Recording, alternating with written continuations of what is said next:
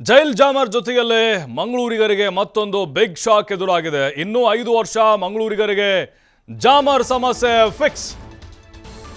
ಈಗಾಗಲೇ ನೋಡಿ ಅಲ್ಲಿ ಜಾಮರ್ ಹಾಕಿದಾರಲ್ವಾ ಜೈಲಲ್ಲಿ, ಮೊಬೈಲ್ ನೆಟ್ವರ್ಕ್ ಸಿಗದೆ ಪರದಾಡ್ತಾ ಇದ್ದಾರೆ ಸಾರ್ವಜನಿಕರು, ಜನಸಾಮಾನ್ಯರು, ಹೋಟೆಲ್ಲು ಜೊತೆಗೆ ಶಾಲಾ ಕಾಲೇಜುಗಳು, ಹಾಸ್ಪಿಟಲ್ಗಳು.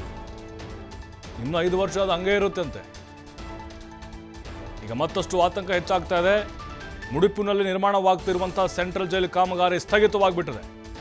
ಮಂಗಳೂರು ಹೊರವಲಯದ ಮುಡಿಪಿನಲ್ಲಿ ನಿರ್ಮಾಣ ಆಗ್ತಾ ಇತ್ತು ಜೈಲು, ಆದರೆ ಈಗ ಅನುದಾನ ಇಲ್ಲದೆ 380 ಕೋಟಿ ಮೌಲ್ಯದ ಜೈಲು ಕಾಮಗಾರಿ ಸ್ಥಗಿತ, ಅಂದರೆ ಕಂಪ್ಲೀಟ್ ಈಗ ಬಂದ್ ಮಾಡಿದ್ದಾರೆ. ಹಾಗಾಗಿ ಅನಿವಾರ್ಯ ಅದನ್ನು ಇಲ್ಲೇ ಮುಂದುವರಿಸಬೇಕು. ಕಾಮಗಾರಿ ಕುರಿತು TV5 ಕನ್ನಡ ರಿಯಾಲಿಟಿ ಚೆಕ್ ಮಾಡಿದೆ. ಇದು ನೋಡಿ 60-70 ಎಕರೆ ಜಾಗದಲ್ಲಿ ಮುಡಿಪು ಬಳಿಯ ಕುರ್ನಾಡಲ್ಲಿ ನಾವು ಒಂದು 7-8 ವರ್ಷದಿಂದ ಕೇಳ್ತಾ ಇದ್ದೇವೆ. ಜೈಲು ಕಾಮಗಾರಿ ನಡೀತಾ ಇದೆ, ಆದಷ್ಟು ಬೇಗ ಪೂರ್ಣಗೊಳ್ಳುತ್ತೆ ಅಂತ ಭರವಸೆಯನ್ನು ರಾಜಕಾರಣಿಗಳು ಮತ್ತು ನಮ್ಮ ಕರ್ನಾಟಕ ರಾಜ್ಯ ಸರ್ಕಾರ ಹೇಳ್ತಾ ಇದೆ. ಬಟ್ ಇತ್ತೀಚೆಗೆ ನೋಡಿದರೆ ನಮ್ಮ ಮಂಗಳೂರು ಜೈಲು ಈ ಜಾಮರ್ ಸಮಸ್ಯೆಯಿಂದ ಇಡೀ ಕರ್ನಾಟಕದಲ್ಲಿ ಪ್ರಖ್ಯಾತಿ ಪಡೆದಿದೆ. ಮಂಗಳೂರಿನ ಕೇಂದ್ರದ ಈ ಜೈಲಿನ 3-4 ಕಿಲೋಮೀಟರ್ ರೇಡಿಯಸಲ್ಲಿ ಒಂದು 5-6 ವಾರ್ಡ್ಗಳಿಗೆ ಸಾವಿರಾರು ಜನರಿಗೆ ಈ ಜಾಮರ್ ಸಮಸ್ಯೆಯಿಂದ ಮೊಬೈಲ್ ಮಾತಾಡೋದಾಗಲಿಕ್ಕಿಲ್ಲ, ನೆಟ್ವರ್ಕ್ ಸಿಗ್ತಾ ಇಲ್ಲ, UPI ಪೇಮೆಂಟ್ ಮಾಡಲಿಕ್ಕೆ ಆಗ್ತಾ ಇಲ್ಲ, ವ್ಯವಹಾರವೇ ನಿಂತು ಹೋದಂಥ ಪರಿಸ್ಥಿತಿ ಇದೆ.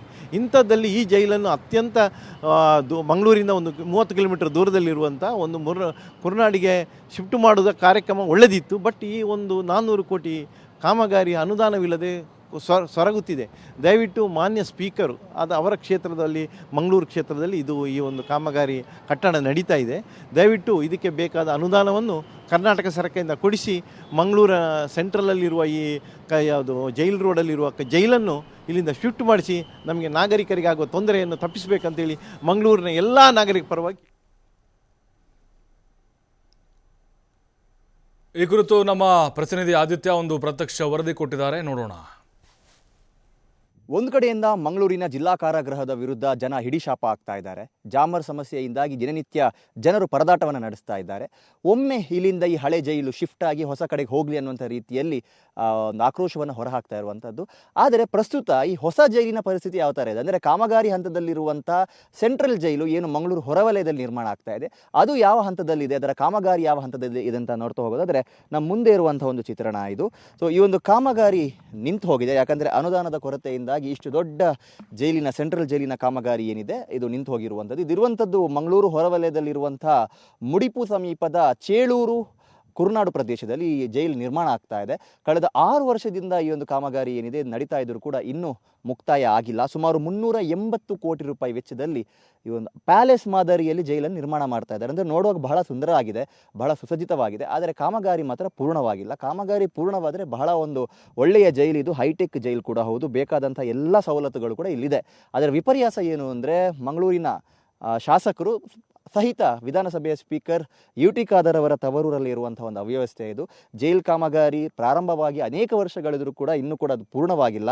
ಸುಮಾರು 380 ಕೋಟಿ ರೂಪಾಯಿ ವೆಚ್ಚದಲ್ಲಿ 63.89 ಎಕರೆಯಲ್ಲಿ ಈ ಒಂದು ಕಾಮಗಾರಿ ನಡೀತಾ ಇದೆ. 6 ವರ್ಷದ ಹಿಂದೆಯೇ ಈ ಒಂದು ಕಾಮಗಾರಿ ಆರಂಭ ಆಗಿದೆ, ಆದರೂ ಕೂಡ ಇನ್ನೂ ಇದು ಕುಂಟುತ್ತಾ ಸಾಕ್ತಾ ಇರುವಂಥದ್ದು. ಸುಮಾರು 1009 ಕೈದಿಗಳ ಸಾಮರ್ಥ್ಯದ ಇರುವಂಥ ಒಂದು ಜೈಲು ಇದು. ಇಲ್ಲಿ ಪುರುಷರು, ಮಹಿಳೆಯರು ಮತ್ತು ಪ್ರಾಥಮಿಕ ಚಿಕಿತ್ಸೆ, ಆಸ್ಪತ್ರೆ, ಕಾರ್ಯಾಗಾರ ಕೊಠಡಿ, ಆಡಳಿತ ಕಚೇರಿ, ವಿಡಿಯೋ ಕಾನ್ಫರೆನ್ಸ್ ಸಭಾಂಗಣ ಮತ್ತು ಈ ಅಧಿಕಾರಿಗಳಿಗೊಂದು ವಸತಿ ಸಿಬ್ಬಂದಿ ಗೃಹ ಏನಿದೆ, ಸಿಬ್ಬಂದಿಗಳೊಂದು ವಸತಿ ಗೃಹ, ಅದು ಕೂಡ ಇದರಲ್ಲಿ ಇರುವಂಥದ್ದು.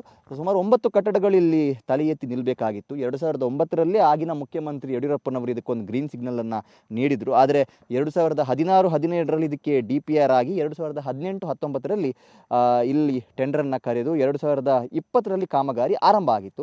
ಆದರೆ ಯೋಜನೆ ಮಂಜೂರಾಗಿ ಸುಮಾರು 15 ವರ್ಷ ಆಗಿದೆ.